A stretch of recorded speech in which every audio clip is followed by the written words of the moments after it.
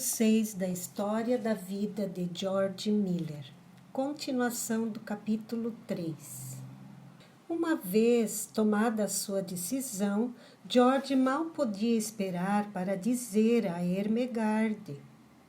Como ela havia participado das mesmas reuniões que ele, imaginou que ela com certeza compartilhava o mesmo objetivo. O casal encontrou alguns momentos juntos após a reunião no sábado seguinte. Ermengarde bateu no assento a seu lado no clavicórdio. Ela disse com carinho: "Venha e se sente comigo, George. Quero ouvir você tocar um hino." "Eu não quero tocar agora, Ermengarde," ele respondeu. "Tenho algo a lhe dizer." George sentou-se ao lado dela e segurou sua mão. "Ermengarde, eu decidi me tornar missionário," disse ele, aliviado pela revelação de seu plano. Ermengarde ofegou. "Ora, George, o que lhe fez pensar em algo tão ridículo? Eu jamais poderia ser a esposa de um missionário."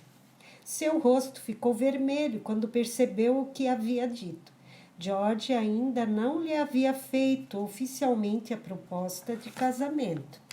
Houve um longo momento de silêncio.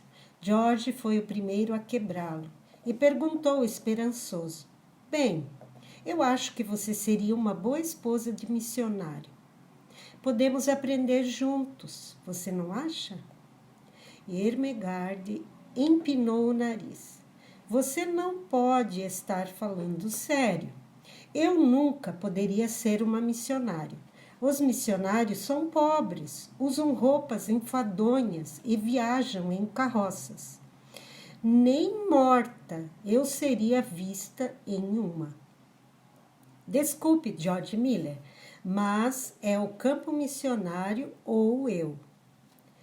"Ficaria muito feliz em ser sua esposa. No entanto, jamais serei a esposa de um missionário. Você tem uma boa cabeça.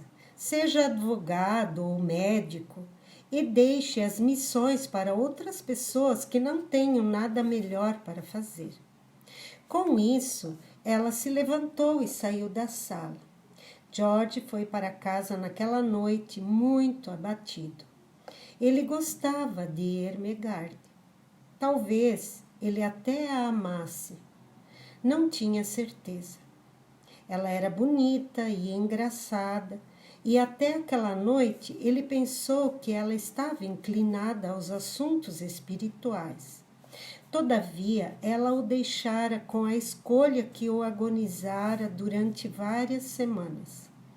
No final, George disse a Ermengarde que continuaria firme na decisão de se tornar missionário, e que se ela não quisesse se casar com um missionário, obviamente não se casaria com ele. Embora fosse uma decisão difícil de tomar, George sentiu-se muito melhor depois de tê-la anunciado. Começou a ler todos os trabalhos e relatos que podia encontrar sobre missionários. Logo, para seu deleite, foi convidado a ouvir um missionário de verdade falar.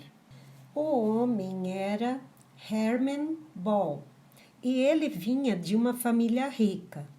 Em vez de viver o tipo de vida rica e ociosa que poderia ter conseguido com facilidade, Herman Ball escolheu trabalhar na Polônia, entre os judeus nos guetos de Varsóvia. Quando George ouviu Herman Ball falar, sentiu-se inspirado. Sabia exatamente o que deveria fazer.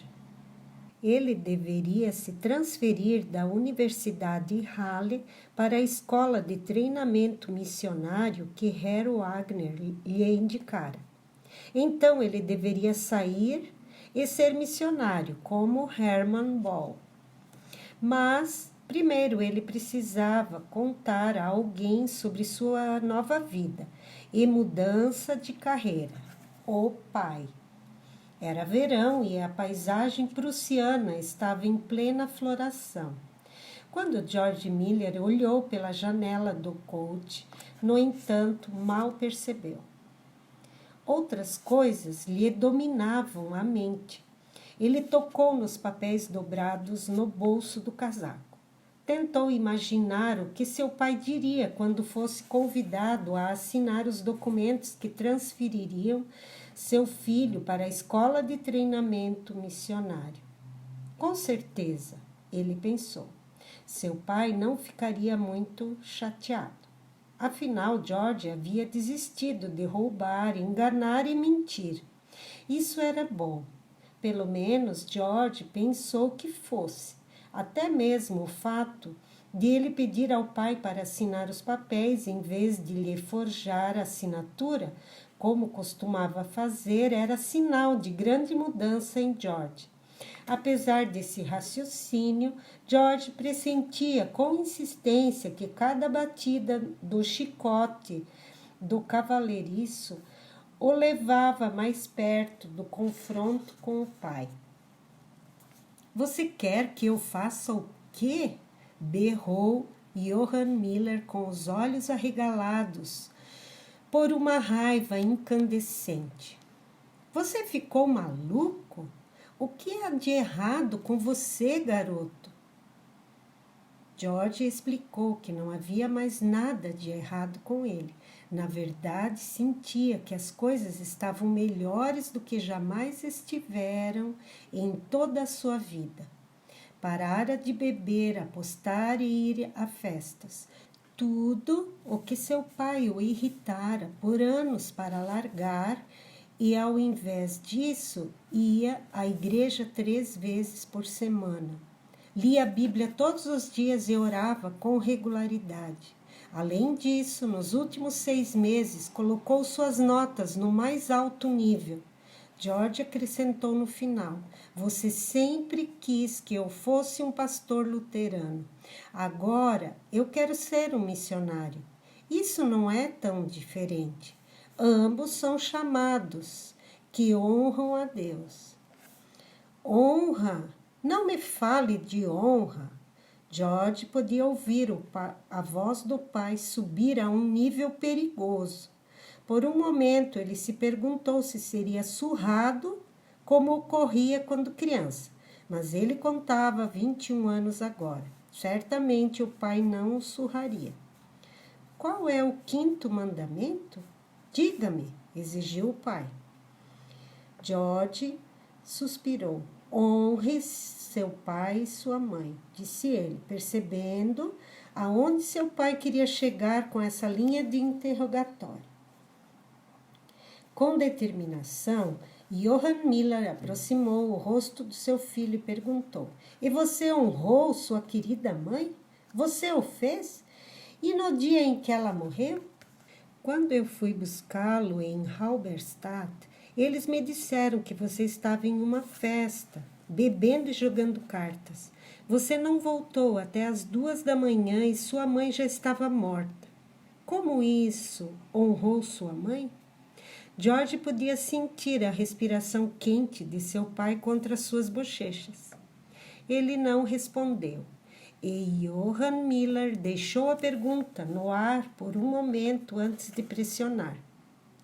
E agora você acha que está me honrando com esse esquema louco? O que meus amigos dirão? Pobre Johann Miller, ele pagou para o filho ir à escola até ele ter 21 anos. A Universidade de Halle, notem bem, um rapaz brilhante também, o melhor da sala. Sim, ele seria um pastor luterano, uma boa posição com um bom salário e respeito. E então jogou tudo fora e se tornou um missionário sem nem mesmo um centavo no bolso. O Sr. Miller pronunciou com raiva a palavra missionário. Acha que eu investi todo esse dinheiro para educá-lo a fim de que você fizesse isso comigo? Deus me ajude, George. Eu o deserdarei se você fizer isso comigo. Então, o pai fez algo que George nunca previu. explodiu em lágrimas. Não faça isso, George, eu imploro. Não faça isso. E soluçou profundamente enquanto se apegava à manga do casaco do filho. George sentou-se na beira da cadeira. Não sabia o que era pior, o pai reclamando ou soluçando. Depois de 1 minuto ou mais, o pai apontou para a porta da biblioteca. Vá, saia da minha frente. George levantou-se em silêncio e saiu da sala. O temido confronto ocorrera. Nos 2 dias seguintes, George fez todo o possível para mudar a opinião do pai. A não ser que o pai assinasse os papéis, ele não poderia ser transferido para a escola de treinamento missionário. Apesar dos melhores esforços do filho, o pai de George permaneceu inabalável. Deixou sua posição perfeitamente clara para o filho. Gastara muito dinheiro na educação de George e esperava resultados. Ele queria ver o filho em uma posição boa e bem paga em uma igreja luterana no futuro próximo. George não poderia garantir esse resultado. Prometera fazer qualquer coisa que Deus lhe pedisse e não poderia ficar limitado dessa forma aos desejos do pai. Então, na manhã anterior ao dia do retorno à Universidade de Raleigh, George bateu na porta da biblioteca. Entre, disse o pai. Quando percebeu que era George, acrescentou com impaciência. Bem, o que é? George respirou fundo e disse, tomei uma decisão, segurando as mãos atrás das costas para o pai não as ver trêmulas. Então, você finalmente voltou ao juízo? Grunhiu Johann Miller. Na verdade, pai, eu me sinto muito lúcido. Decidi que não seria certo eu tirar mais dinheiro do Senhor, já que não posso garantir que farei o que o Senhor deseja ou que lhe possa pagar de volta em espécie ou em boa reputação. George podia ver o rosto do pai tornando-se de um vermelho brilhante, mas ainda não podia parar. Uma vez que o Senhor não assinará os papéis para eu ir à escola de treinamento missionário, continuarei em Raleigh até obter meu diploma. Mas ao fazê-lo, não pegarei nem mais 1 centavo do seu dinheiro, nem para a taxa de matrícula, nem para os livros, nem para a alimentação.